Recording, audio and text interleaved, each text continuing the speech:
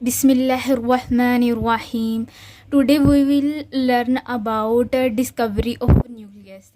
In history of atom, now we will discuss about discovery of nucleus. Discovery of nucleus through gold foil experiment. We will discuss gold foil experiment in detail. Now start. J Thomson के बाद अब next हमने जिसने हमें बताया था कि electrons को डिस्कवर किया था, और अब हम देखेंगे कि न्यूक्लियस को कैसे डिस्कवर किया था और गोल्ड फॉइल का एक्सपेरिमेंट किसने परफॉर्म किया था। ये सारे इसके मल्टीपल नेम्स हैं, मतलब कि गोल्ड फॉइल एक्सपेरिमेंट के हम रदरफोर्ड गोल्ड फॉइल भी एक्सपेरिमेंट भी कह सकते हैं, रदरफोर्ड अल्फा रेज एक्सपेरिमेंट भी कह सकते हैं। तो अब हम देखते हैं कि जो साइंटिस्ट था हमारे पास जिसने गोल्ड फॉइल एक्सपेरिमेंट परफॉर्म किया था, उसका नेम क्या था। हमारे पास साइंटिस्ट का नेम है नर्नेस्ट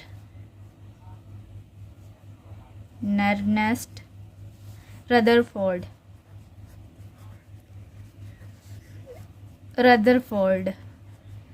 नर्नेस्ट रदरफोर्ड ने हमें एक्सप्लेन किया था स्ट्रक्चर ऑफ एटम को, यानी कि नर्नेस्ट रदरफोर्ड ने 1911 में हमें डिस्कवर करके दे दिया था इसको, डिस्कवर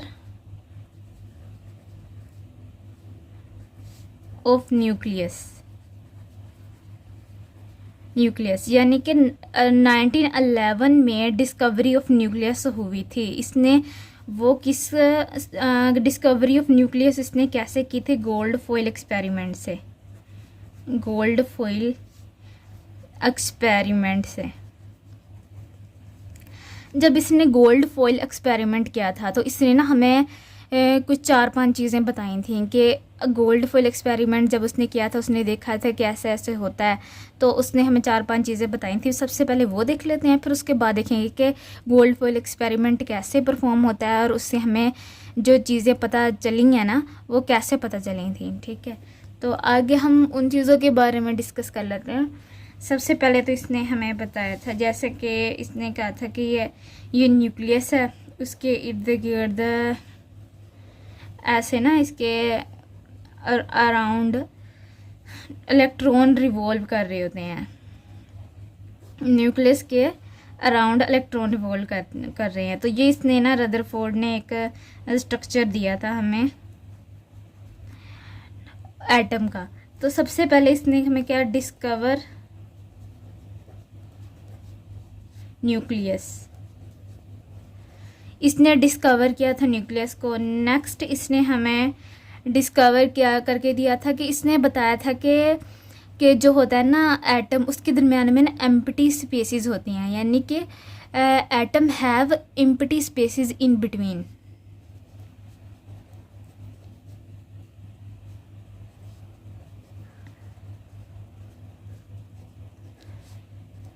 एम्प्टी स्पेसेस इन एटम, खाली जगह होती हैं एटम के दरमियान में।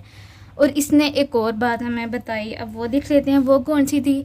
इसने कहा था कि जो इलेक्ट्रॉन्स होते हैं ना वो न्यूक्लियस के इर्द गिर्द ना रिवॉल्व करते हैं, यानी कि न्यूक्लियस के इर्द गिर्द घूमते हैं। ये देखो, ये न्यूक्लियस है ना, अब इसके इर्द गिर्द ये इलेक्ट्रॉन घूम रहे हैं ना, ये ऐसे ऐसे ऐसे ऐसे ऐसे करके घूमते रहेंगे ये इलेक्ट्रॉन के इर्द गिर्द।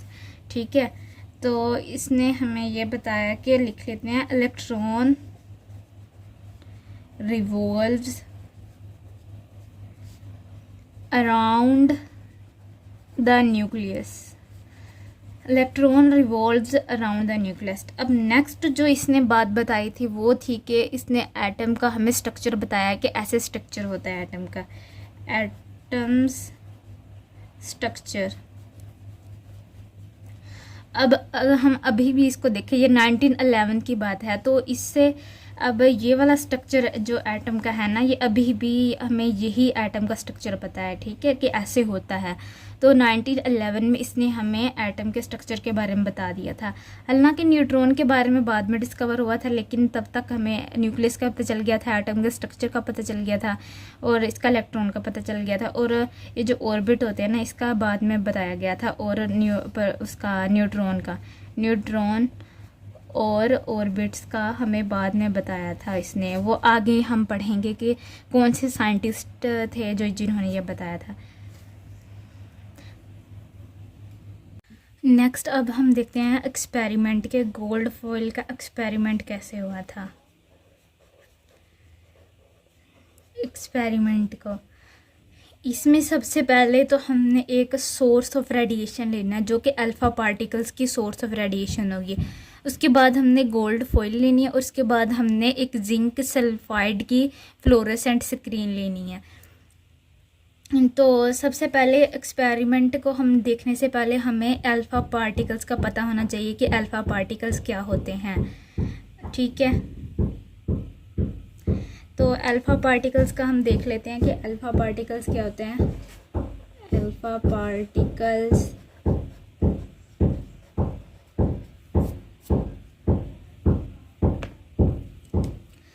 हमारे पास अल्फ़ा पार्टिकल्स होते हैं He यानी कि हीलियम 2+। अल्फ़ा पार्टिकल में हीलियम 2+ होता है। तो यहाँ पे हीलियम 2+ की अगर बात करें तो ये कैसे हीलियम 2+ एक अल्फ़ा पार्टिकल है। हमारे पास हीलियम में होते हैं 2 प्रोटॉन, 2 इलेक्ट्रॉन्स, और 2 ही इसके अंदर होते हैं न्यूट्रॉन्स। अब इसका स्ट्रक्चर देख लेते हैं। ये हीलियम है, इसके अंदर 2 इलेक्ट्रॉन्स रख लेते हैं। ये 2 इलेक्ट्रॉन्स हैं इसके अंदर, और इसके अंदर 2 प्रोटॉन है, और 2 ही इसके अंदर न्यूट्रॉन है, ठीक है। जब हीलियम एक अल्फ़ा पार्टिकल कैसे बन, जब इसके अंदर से हमने ना ये 2 जो इलेक्ट्रॉन्स है ना, इनको रिमूव कर दिया। ये जो 2 इलेक्ट्रॉन्स है ना, ये वाला और ये वाला, इसको हमने यहाँ से रिमूव कर दिया। तो जब यहाँ से हमने इसको रिमूव कर दिया तो ये हमारे पास हीलियम का जो था ना एटम, एक ये बन गया हीलियम 2+।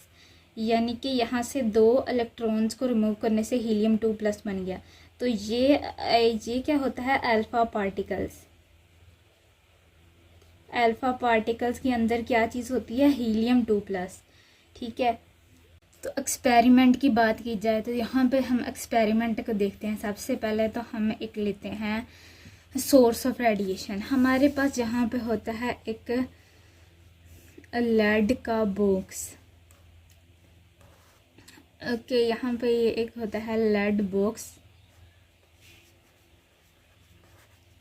बॉक्स, उसके अंदर पोलोनियम रखा होता है, पोलोनियम,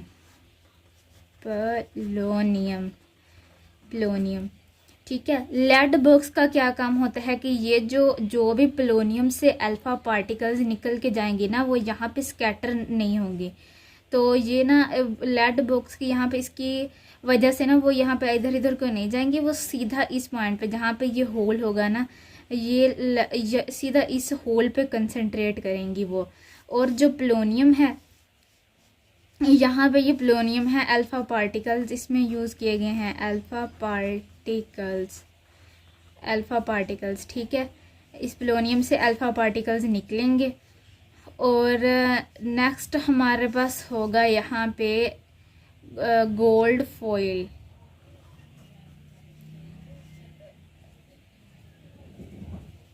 ये गोल्ड फॉइल हो गया हमारे पास। इसके गोल्ड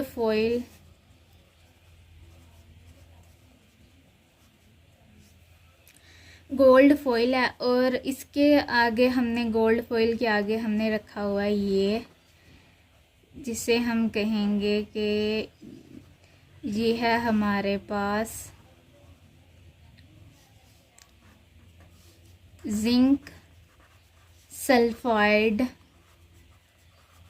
ये हमारे पास जिंक सल्फाइड की फ्लोरेसेंट स्क्रीन है, ठीक है। तो सबसे पहले हमारे पास क्या होगा कि यहाँ से फिलहाल हमने जब इसे अल्फ़ा पार्टिकल्स की बम्बारमेंट करवाई ना इसके ऊपर, गोल्ड फॉइल के ऊपर, तो जब यहाँ से पोलोनियम से अल्फ़ा पार्टिकल आए यहाँ पे इसके ऊपर गोल्ड फॉइल के ऊपर, वो जाके टकराए, उन्होंने ट्राई किया इसके ऊपर, तो वो आए, कुछ तो सीधा यहाँ से गए और सीधा जाके सीधे सीधे गुजर गए यहाँ से ना, ज़्यादातर मोस्टली। और कुछ ने क्या किया कि जब वो इससे टकराए और बैक चले गए, ठीक है, टकराए और बैक चले गए। और कुछ जो हमारे पास अल्फ़ा पार्टिकल्स थे ना, वो यहाँ से आए और थोड़े से एंगल पर डेविएट कर गए, और कुछ आए यहाँ से आए और थोड़े से एंगल पे डेविएट कर दे, डेविएट करके, डेविएट मतलब कि ये देखो ये सीधी जा रही है ना, वो उन्होंने सीधे सीधे जाते जाते अपने रास्ता मोड़ लिया, इधर को डेविएट कर गई, ठीक है। तो जहाँ पे ये हुआ तो उसने ये कहा कि उसने ना, अब हम गोल्ड फॉइल को ना एक देख लेते हैं कि ये एक्चुअली में ये ना इधर गोल्ड फॉइल के अंदर होता क्या है। ये वाली गोल्ड फॉइल होती है, यहाँ पे इसके अंदर ऐसे इसके अंदर एटम होंगे बहुत सारे गोल्ड फॉइल के अंदर, और इसके अंदर पॉजिटिव चार्ज होगा, ठीक है। जब यहाँ से पोलोनियम के अंदर से अल्फ़ा पार्टिकल्स आए तो कुछ तो यहाँ से आए और टकराए और वापस चले गए, ठीक है, क्योंकि यहाँ पे न्यूक्लियस था। ये जो होते हैं ना हीलियम, इन पे भी तो पॉजिटिव चार्ज होता है ना, तो इस पे भी पॉजिटिव चार्ज है और इस पे भी पॉजिटिव चार्ज है, और जहाँ पे ये आए और इससे टकराए और वापस चले गए, क्योंकि पॉजिटिव पॉजिटिव तो रिपेल करता है एक दूसरे को ना, वो तो इसको नहीं जाने देगा, पॉजिटिव पॉजिटिव ने रिपेल किया और वो चले गए। और कुछ जो थे इसके अंदर, उसने कहा कि एटम के अंदर से ना कुछ सीधे सीधे गुजर गए। सीधे सीधे क्यों गुजर गए? क्योंकि एटम के अंदर से कुछ खाली जगहें थी, जो ये देखो ये खाली जगह से, यहाँ से कुछ खाली जगह से गुजर गए, ठीक है। और कुछ यहाँ पे उन्होंने कहा कि कुछ आए और उन्होंने ना कुछ इलेक्ट्रॉन्स आए यहाँ से गुजरे, और उन्होंने थोड़े से एंगल पे वो डिफ्लेक्शन शो की, ठीक है, ऐसे थोड़े से एंगल पे ऐसे करके, लाइक ऐसे थोड़े से छोट एंगल पे डिफ्लेक्ट हो गए वो। अब हम इसकी ऑब्जर्वेशन देख लेते हैं, ऑब्जर्वेशन कि उसने इस एक्सपेरिमेंट से क्या ऑब्जर्वेशन की, ठीक है। उसने कहा, सबसे पहले तो उसने कहा कि मोस्ट ऑफ द पार्टिकल्स जो होते हैं ना, मोस्टली पार्टिकल्स जो होते हैं ना, वो स्ट्रेटली पास,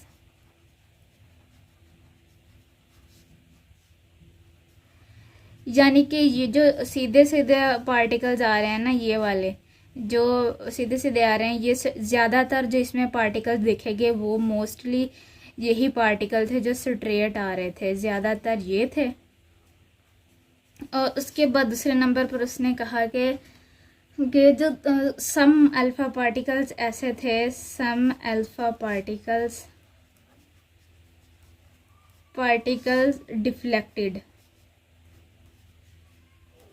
डिफ्लेक्टेड, कुछ अल्फ़ा पार्टिकल्स जो थे ना वो डिफ्लेक्ट हो गए, जैसे कि ये डिफ्लेक्ट हो रहे हैं थोड़े से एंगल पे, तो ये सम वाले होंगे, सम अल्फ़ा पार्टिकल्स, ओके।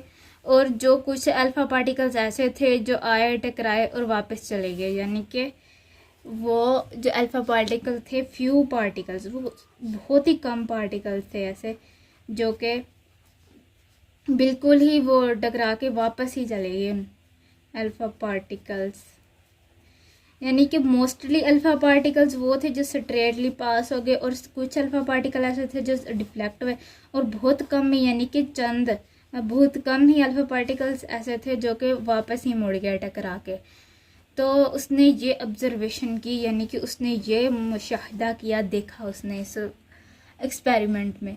अब उसने इन तीनों चीज़ों से कंक्लूजन क्या निकाला? अब इसका कंक्लूजन क्या होगा कि ऑब्जर्वेशन तो उसने कर ली, कंक्लूजन भी तो बताओ भाई आपको क्या इससे पता चला। तो उसने कहा कि सबसे पहली बात कि मोस्टली जो स्ट्रेट पार्टिकल्स थे ना वो क्यों पास कर गई, क्योंकि उनके दरमियान में, एटम के दरमियान में क्या होती हैं, इम्प्टी स्पेसेस होती हैं। ठीक है, ऐसे ये एटम है ना, और यहाँ पे कोई खाली इम्प्टी स्पेसेस होंगी। और नेक्स्ट जो उसने पॉइंट बताया था कि उसने कहा था कुछ पार्टिकल डिफ्लेक्ट कर गए, यानी कि ये देखो ये है ना पॉजिटिवली, ऐसे एक एटम होता है और वो आए और यहाँ से टकराए और ऐसा डिफ्लेक्ट कर गए, कुछ आए टकराए और ऐसा डिफ्लेक्ट कर गए। ओके, तो उसने ये कहा कि ना पॉजिटिवली चार्ज कोई चीज़ होती है इसके अंदर, पॉजिटिवली चार्ज जो होती है ना इसके अंदर न्यूक्लियस होता है। ठीक है, न्यूक्लियस होता है जिससे टकराने के बाद वो जो अल्फा पार्टिकल्स है ना वो डिफ्लेक्ट कर गए। और नंबर थर्ड भी उसने कहा था कि कुछ जो अल्फा पार्टिकल्स होंगे ना वो बिल्कुल ही मतलब कि उन्होंने अपना वो डिफ्लेक्ट कर लिया था, जैसे कि ये जहाँ से बिल्कुल ही मुड़ के चली गई थे। और उसने एक ये बात कही थी कि ये जो एटम होगा ना, एटम्स के अंदर जो न्यूक्लियस होता है उसका साइज़ कम होता है, मतलब स्मॉल होता है उसका साइज़ है। Nucleus have small size than atom. Atom से भी ज़्यादा उसका स्मॉल साइज होता है न्यूक्लियस का। अब हम देख लेते हैं कि एटॉमिक मॉडल के यानी कि मेन पॉइंट्स जो है ना इसके रदरफोर्ड के एटॉमिक मॉडल के वो क्या हैं। इसने कहा कि एटॉमिक मॉडल में इसने कहा कि जो सेंट्रल पोर्शन होगा ना न्यूक्लियस का, ठीक है, उसने कहा कि जो central portion of a atom यानी कि एटम का जो सेंट्रल पोर्शन होगा ना वो कहलाएगा न्यूक्लियस। और it contains proton and neutrons. और न्यूक्लियस में क्या होता है, प्रोटॉन्स जिन पे पॉजिटिव चार्ज होता है और न्यूट्रॉन न्यूट्रल होता है, इस पर कोई चार्ज नहीं होता है। ठीक है, और इलेक्ट्रॉन्स जो होंगे, electrons are revolving around the nucleus just like a planets revolve around the sun. अब इसका क्या मतलब है कि वो कह रहा है कि इलेक्ट्रॉन्स जो है ना वो इस तरह से रिवॉल्व करेंगे न्यूक्लियस के अराउंड कि जैसे एक प्लैनेट्स होते हैं ना वो सूरज के इर्द गिर्द, सन के इर्द गिर्द वो रिवॉल्व करते हैं इस तरह से। देखें, अब ये हम ले लेते हैं अपने पास, हमारे पास ये एक इलेक्ट्रॉन है, न्यूक्लियस है, और यहाँ पे इसके अराउंड ये इलेक्ट्रॉन्स रिवॉल्व कर रहे हैं। ये देखें, ये ऐसे ऐसे करके ना वो रिवॉल्व कर रहे होते हैं, ये इलेक्ट्रॉन्स जो हैं वो रिवॉल्व कर रहे हैं न्यूक्लियस के अराउंड। तो ये वाला स्ट्रक्चर, ये वाली बात भी हमें इसने बताई थी रदरफोर्ड ने। और नेक्स्ट हम बात करते हैं कि the size of nucleus is very small. The size of nucleus is very small as compare to an atom. और देखो उन्होंने कहा था कि सबसे पहले जो हमें डाल्टन वगैरह ने बताया था ना, उसने कहा था कि सबसे छोटा पार्टिकल ही वो होता है, एटम होता है। लेकिन उसने यहाँ पे कहा कि इसका एटम का जो के अंदर जो न्यूक्लियस होता है उसका साइज बहुत स्मॉल होता है। ये देखो यहाँ पे बताया हुआ।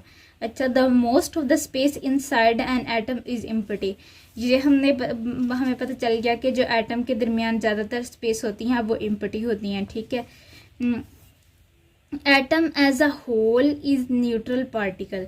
वो कहते हैं कि इसमें उसने कहा कि एटम जो होगा ना वो एक न्यूट्रल पार्टिकल है, क्योंकि उसके अंदर प्रोटॉन भी जितने प्रोटॉन होंगे उतने इलेक्ट्रॉन होंगे। और फिर उसने कहा कि nucleus is responsible for mass and energy. जो न्यूक्लियस होगा वो रिस्पॉन्सिबल होगा मैस के लिए भी और उसकी एनर्जी के लिए भी रिस्पॉन्सिबल होगा। ओके, हमने ऑब्जर्वेशन देख ली, कंक्लूजन देख लिया और एटॉमिक मॉडल भी देख लिया।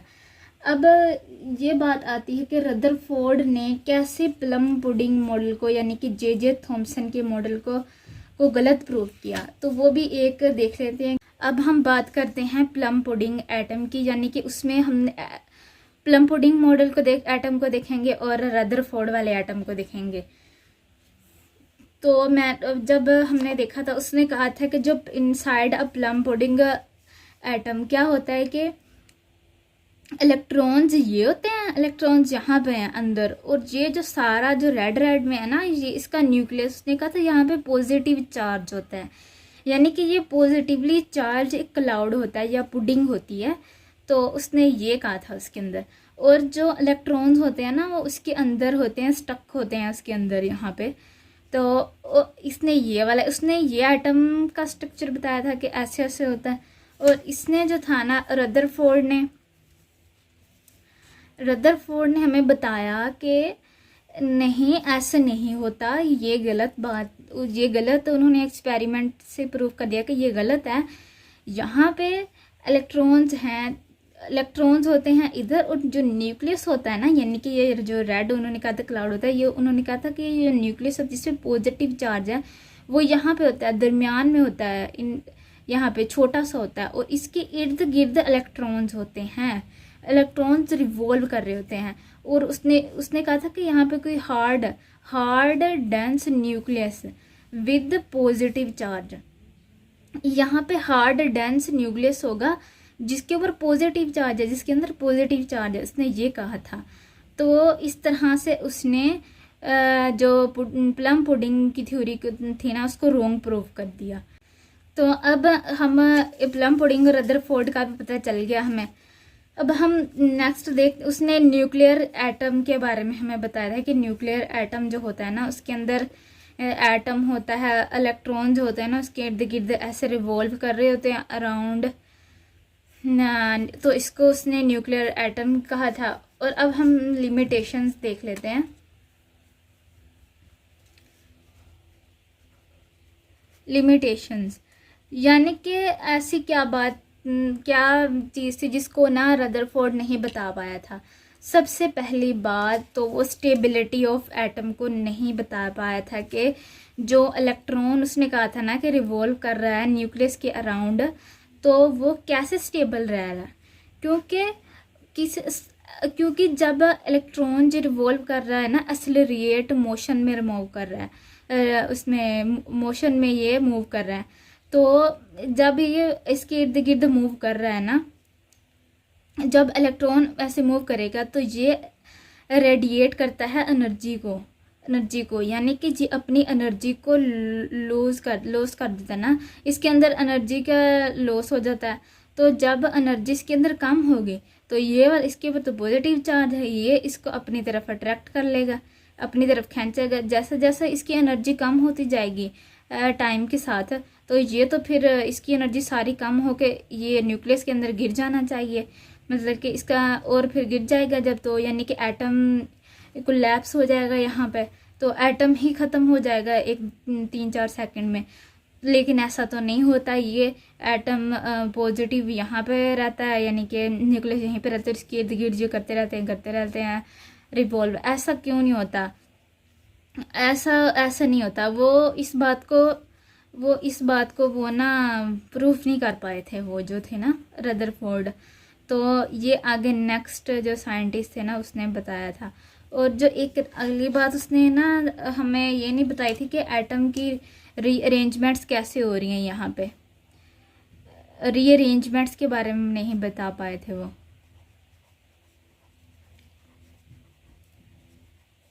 रीअरेंजमेंट ऑफ इलेक्ट्रॉन्स के बारे में वो नहीं बता पाए थे कि इसमें कैसे हो रही हैं। तो ये इसकी 2 लिमिटेशन थी जिसकी वजह से मतलब कि आगे फर्दर स्टडीज़ की गई और इसके बारे में बताया गया।